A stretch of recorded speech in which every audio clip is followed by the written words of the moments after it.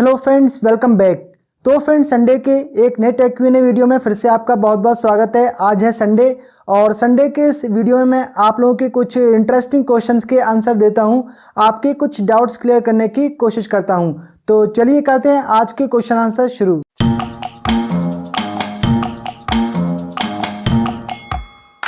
तो पहला क्वेश्चन आप लेते हैं फेस्टो 2952 का। ये लिखते हैं कि आसिफ भाई, मैप टाइप में 150 इंच स्क्रीन कौन सी लूँ सस्ते में।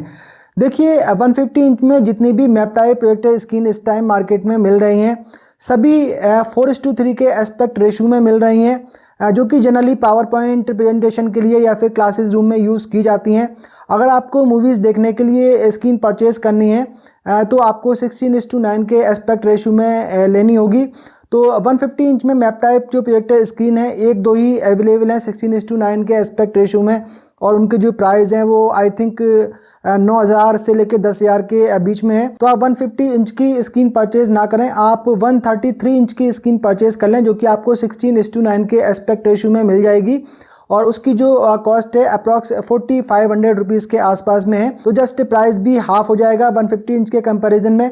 150 इंच की इसकी मैप टाइप स्क्रीन परचेज करेंगे 4:3 के एस्पेक्ट रेशियो में, उस पर आप मूवीज़ देखेंगे तो उसमें भी आपको जो व्यूइंग एरिया है मूवीज़ का वो आपको 16:9 में तो मिल जाएगा, लेकिन वो 130 इंच और 135 इंच की स्क्रीन में ही आपको मिलेगा।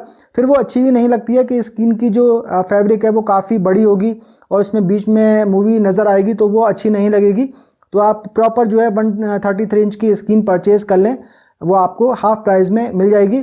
लिंक आपको दे दूंगा मैं उसका वीडियो के डिस्क्रिप्शन में, आप डायरेक्टली इसे वहां से चेकआउट कर सकते हैं। अगला यहाँ पे क्वेश्चन लेते हैं यूजर PG7 का, इनका नाम यहाँ पे नहीं आ रहा है। ये लिखते हैं कि sir which is better between Sony X75L and LG Nano 83 और Nano 77। देखिए इन तीनों ही टीवी मॉडल में जो LG Nano 83 है वो काफ़ी बढ़िया टीवी है, वो आप परचेज़ कर सकते हैं। सोनी X75L भी काफ़ी अच्छा टीवी है, लेकिन अगर आप नैनो सेल टीवी परचेज़ करेंगे तो आपको इसमें थोड़ी सी बेटर पिक्चर क्वालिटी मिलेगी, थोड़ा सा जो कंट्रास्ट इशू है वो अच्छा मिलेगा, थोड़ी सी जो कलर है वो आपको बेटर देखने को मिलेंगे। तो LG Nano 83 मॉडल आप इनमें से परचेज़ कर सकते हैं। अगला यहाँ पे क्वेश्चन लेते हैं हारून रशीद अंसारी जी का। ये लिखते हैं कि प्लीज़ अंडर 10,000 रुपीज़ का LED टीवी बताइए। हारून रशीद जी, आई थिंक आपको 32 इंच का टीवी मॉडल परचेज़ करना है। 10,000 रुपीज़ की रेंज में आप एसर आई सीरीज स्मार्ट टीवी परचेज कर सकते हैं। इसका जो प्राइस है आई थिंक 10,000 रुपीज़ के आसपास ही है, तो ये मॉडल आप परचेज कर सकते हैं। टीवी काफ़ी बढ़िया है। एक दो और भी मॉडल हैं जो आपको सेम प्राइस रेंज में मिल जाएंगे, लेकिन वो उतने अच्छे नहीं हैं। तो आप एसर आई सीरीज का स्मार्ट टीवी परचेज कर सकते हैं, लिंक आपको वीडियो के डिस्क्रिप्शन में मिल जाएगा। अगला यहाँ पे क्वेश्चन लेते हैं इट्स 9862 का। ये लिखते हैं कि मैंने सब्सक्राइब कर दिया है, मैं अगले हफ्ते 32 इंच खरीदने वाला हूँ, तो LG सोनी में से कौन सी सिलेक्ट करूँ। सब्सक्राइब करने के लिए आपका बहुत बहुत शुक्रिया। आप LG और सोनी में से परचेज़ करना चाहते हैं तो आप LG 32LQ643 मॉडल परचेज़ कर सकते हैं। ये काफ़ी बढ़िया टीवी है LG का, और आई थिंक 15,000 रुपीज़ के अंडर में ही ये मिल जाता है। 13,000 14,000 अराउंड में इसका प्राइस होगा। सोनी के जो 32 इंच के टीवी हैं वो काफ़ी कॉस्टली हैं, तो वो आप परचेज़ ना करें। LG 32LQ643 मॉडल आप परचेज कर लें तो ये बेटर रहेगा। अगला यहाँ पे क्वेश्चन लेते हैं फ्लैंट अर्ना जी का। ये लिखते हैं कि Asif ji, I want to buy 65 inch TV, I am getting offer on Samsung Q80B 65 inch model in Reliance showroom 1.7K, is it a good deal because online showing it around 1.50K। देखिए रिलायंस पे इसका जो प्राइस है वो काफ़ी ज़्यादा है, 1,70,000 रुपीज़ 65 इंच सैमसंग Q80B के लिए। फ्लिपकार्ट पे आई थिंक इसका प्राइस 1,39,000 रुपीज़ है, तो आप इसे फ्लिपकार्ट से परचेज़ कर लें या ऑफलाइन मार्केट में भी आप ट्राई कर लें तो आपको कम प्राइस में ही मिल जाएगा। 1,70,000 रुपीज़ रिलायंस पे जो इसका प्राइस है आई थिंक वो काफ़ी ज़्यादा है।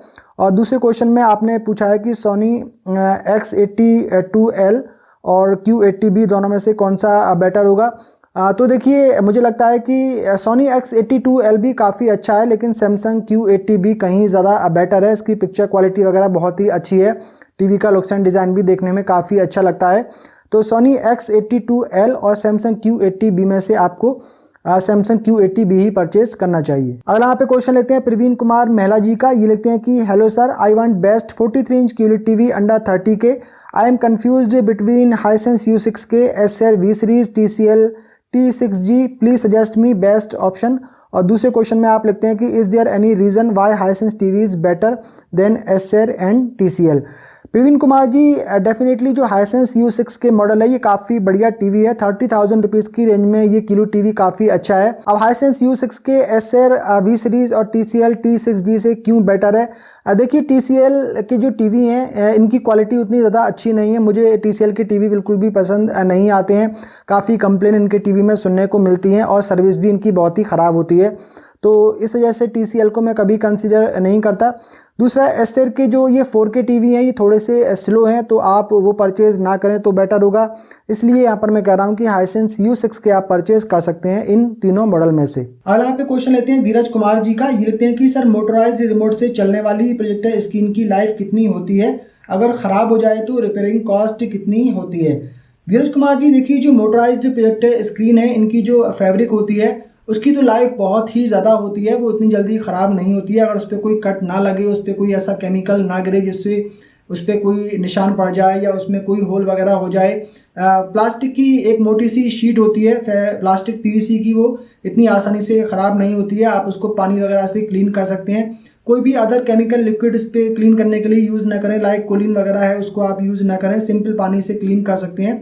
वो काफ़ी लंबे टाइम तक चलने वाली है। दूसरी रही उसकी मोटर की बात, तो देखिए, मोटर भी इतनी जल्दी ख़राब नहीं होती है। मैं करीब 3 साल से प्रोजेक्टर स्क्रीन यूज़ कर रहा था, मोटराइज प्रोजेक्टर स्क्रीन, तो 3 साल बाद उसकी मोटर ख़राब हुई थी। वो भी कभी कभी अटक रही थी, लेकिन मैंने उसको रिप्लेस कर दिया। और वो भी शायद इस वजह से हुआ होगा कि 2-2.5 साल मैंने उसको यूज़ किया, फिर वो ऐसे ही काफ़ी टाइम तक बॉक्स में पैक करके रखी रही। जब मैंने दिल्ली से यहाँ पर देहरादून में शिफ्ट किया तो उस टाइम पे वो काफ़ी टाइम तक ऐसी ही रखी रही थी। उसके बाद जब मैंने उसको दोबारा से ऑन करना शुरू किया तो फिर वो कभी कभी अटक अटक कर बाहर निकल रही थी, कभी वो ऊपर नहीं जा रही थी, रोल नहीं हो रही थी। तो इस तरीके की प्रॉब्लम उसमें आ रही थी, लेकिन उसकी जो मोटर थी तो मोटर को मैंने रिप्लेस कर दिया। अभी वो ठीक चल रही है। और मोटर मैंने खुद ही मंगा ली थी और मंगा के मैंने खुद ही उसको रिप्लेस कर दिया। उसमें ज़्यादा कुछ भी ऐसा काम नहीं है कि किसी की हमें हेल्प लेनी पड़े। सिंपल साइड का कवर निकाल कर 3 स्क्रू खोलकर और दूसरी मोटर लगा के 3 स्क्रू आपको लगाने होते हैं और 2 वायर होती हैं, उनको आपको कनेक्ट करना होता है। सिंपल तरीका है, वो इजीली कोई भी घर पे उसे कर सकता है। तो रिपेयरिंग कॉस्ट भी उसकी उतनी ज़्यादा नहीं आती है। अब मोटर ख़राब हो जाए तो उसकी कॉस्ट आपको लग सकती है 1200 से लेकर 1500 रुपये में मोटर मिल जाती है। और दूसरा उसका रिमोट कंट्रोल यूनिट होता है, अगर वो ख़राब हो जाए तो वो भी आप जो है खुद ही रिप्लेस कर सकते हैं। उसमें कलर, उसमें 3-4 वायर होती हैं अलग अलग कलर की, वो same to same colour match करके आपको लगानी होती है। तो रिपेयरिंग कॉस्ट तो उतनी ज़्यादा नहीं आती है। अगर कोई पार्ट्स उसका ख़राब हो जाए तो डेफिनेटली उसके पैसे आपको पे करना पड़ सकते हैं। अगला यहाँ पे क्वेश्चन लेते हैं शंकर प्रसाद जी का। ये लिखते हैं कि I want bye A 75 inch 85 inch TV, my budget is maximum 2 lakh, but I am confused, should I by LED TV और LED टीवी और laser projector? Shankar Prasad ji, 75 inch 85 inch TV आप परचेज़ कर सकते हैं 2 लाख रुपीज़ के अंडर में। आई थिंक आपको कोई ना कोई टीवी ज़रूर मिल जाएगा। लेकिन मैं सजेस्ट करता हूं कि इतने बड़े स्क्रीन साइज़ वाले टीवी परचेज़ नहीं करना चाहिए, क्योंकि अगर इन टीवी का पैनल डैमेज हो जाता है या फिर ख़राब हो जाता है तो उसकी जो कॉस्ट है वो बहुत ही ज़्यादा आती है। 75 इंच 85 इंच टीवी का पैनल अगर ख़राब हो जाए तो आप मान कर चलिए करीब 90,000 और 1 लाख के अराउंड में इसका पैनल की कॉस्ट आ सकती है और उससे ज़्यादा भी आ सकती है। तो बेटर रहेगा कि इतने बड़े स्क्रीन साइज़ का टीवी आप परचेज़ ना करें। लेज़र प्रोजेक्टर आप परचेज़ कर सकते हैं, उसमें पैनल डैमेज होने की कोई प्रॉब्लम नहीं होती है। उसमें आपको एक 100 इंच की स्क्रीन मिल जाएगी, 120 इंच की स्क्रीन भी आप उसके साथ में ले सकते हैं और उस पर आप लेज़र प्रोजेक्टर चलाएंगे तो आपको काफ़ी बढ़िया पिक्चर क्वालिटी उसमें देखने को मिलेगी। काफ़ी लाइटिंग रूम में भी उस पर काफ़ी अच्छी पिक्चर क्वालिटी मिल जाती है, तो वो लेना आई थिंक बेटर रहेगा। लेज़र प्रोजेक्टर की लाइफ भी काफ़ी अच्छी होती है और स्क्रीन जो होगी उसकी तो डैमेज होने का कोई ख़तरा उसमें होगा ही नहीं। तो बेटर तो यही रहेगा कि आप लेज़र प्रोजेक्टर परचेज़ कर लें और एक अच्छी 120 इंच या 100 इंच की स्क्रीन भी उसके साथ में ALR स्क्रीन आप परचेज़ कर सकते हैं। अगला यहाँ पे क्वेश्चन लेते हैं सुरेंद्र सिंह जी का। ये लिखते हैं कि आसिफ भाई 43 इंच टीवी है, बैकलाइट रिप्लेसमेंट कॉस्ट कितनी आती है?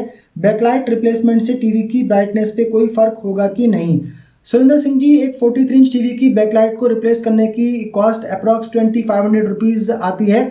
मार्केट में 43 इंच टीवी की जो बैकलाइट है 1200 और 1500 रुपीज़ में मिल जाती है। बाकी 1000 रुपीज़ जो LED टीवी मैकेनिक होते हैं वो अपने सर्विस चार्ज ले लेते हैं। वैसे जो सर्विस चार्ज है वो अलग अलग LED टीवी मैकेनिक पे अलग अलग डिपेंड कर सकते हैं। तो जनरली जो है वो 2000 रुपीज़ के अराउंड में एक 43 इंच टीवी की बैकलाइट रिप्लेसमेंट हो सकती है। मेरे घर के पास में एक एलईडी टीवी मैकेनिक है, उनसे मैंने कंफर्म किया था, तो एक 32 इंच टीवी के बता रहे थे वो 800 रुपीज़ इंक्लूडिंग सर्विस चार्ज, और एक 43 इंच टीवी के मुझे बता रहे थे वो 200 रुपीज़ समथिंग, और एक 55 इंच टीवी के बता रहे थे वो 3500 रुपीज़ बैकलाइट रिप्लेस करने के। अगर यही आप एक सर्विस सेंटर से करवाते हैं, जो ब्रांड के सर्विस सेंटर होते हैं, तो वो जस्ट इसके डबल प्राइस चार्ज करते हैं। तो आप जो है टीवी की बैकलाइट रिप्लेस करवा सकते हैं अपने आसपास के किसी भी एलईडी टीवी मैकेनिक से। ब्राइटनेस पे फ़र्क पड़ सकता है। अगर आपका 3-4 साल पुराना टीवी है तो धीरे धीरे जो एलईडी टीवी जो उनके अंदर एसएमडी एलईडी बल्ब लगे हुए होते हैं, उनकी ब्राइटनेस थोड़ी थोड़ी कम होती चली जाती है। आप देखें घरों में जो एलईडी बल्ब होती हैं, ट्यूबलाइट होती हैं, कुछ टाइम बाद इनकी भी ब्राइटनेस कम होने लगती है। तो जब एक न्यू बैकलाइट आप उसमें रिप्लेस करेंगे तो डेफिनेटली थोड़ा सा ब्राइटनेस पे फ़र्क पड़ेगा, थोड़ी ब्राइटनेस उसमें आपको ज़्यादा मिलेगी। अब ये भी डिपेंड करता है कि जो बैकलाइट स्ट्रिप लगाई जा रही हैं तो उनमें कितने एलईडी बल्ब की क्वांटिटी लगी हुई है, उनकी ब्राइटनेस इंटेंसिटी कितनी ज़्यादा है, तो उस पर भी ब्राइटनेस पे फ़र्क पड़ सकता है। तो सेम टू सेम जो आपके एलईडी टीवी में बैकलाइट लगी हुई होगी वही आप लगवा लें तो बेटर रहेगा, आपको सेम ही ब्राइटनेस मिल जाएगी। अगला यहाँ पे क्वेश्चन लेते हैं समीर जी का। ये लिखते हैं कि एलईडी टीवी स्क्रीन गार्ड बनाने के लिए एक्रेलिक शीट कहाँ मिलेगी, ऑनलाइन का लिंक बताइए। समीर जी, देखिए एलईडी टीवी स्क्रीन गार्ड बनाने के लिए जो एक्रेलिक शीट है वो आपके आसपास में कहीं कोई शॉप हो सकती है, वहीं से आप उसे मंगा सकते हैं। ऑनलाइन से आप मंगाएंगे तो वो एक पीस आना उसका मुश्किल होगा, क्योंकि उसकी पूरी शीट आती है 8x4 की शीट रहती है, उसकी 8x4 फीट की शीट होती है उसकी। तो ऑनलाइन में आई थिंक वो नहीं आ पाएगी, आपको अपने आसपास किसी नियर बाई शॉप से ही उसे परचेज़ करना पड़ेगा। गूगल पे आप सर्च कर लें एक्रेलिक शीट नियर बाई मी, तो कोई ना कोई शॉप आपको आपके आसपास में दिख जाएगी। तो आज की क्वेश्चन आंसर का सिलसिला यहीं पर ख़त्म करते हैं। उम्मीद करता हूँ ये वीडियो आप लोगों को पसंद आया होगा। पसंद आया हो तो वीडियो को कर दीजिए लाइक एंड शेयर, और अगर आपने पहली बार हमारे चैनल पर विजिट किया है तो चैनल को कर लीजिए सब्सक्राइब, बेल आइकन को भी प्रेस कर दीजिए। मिलते हैं किसी अगले वीडियो में, तब तक के लिए बाय बाय।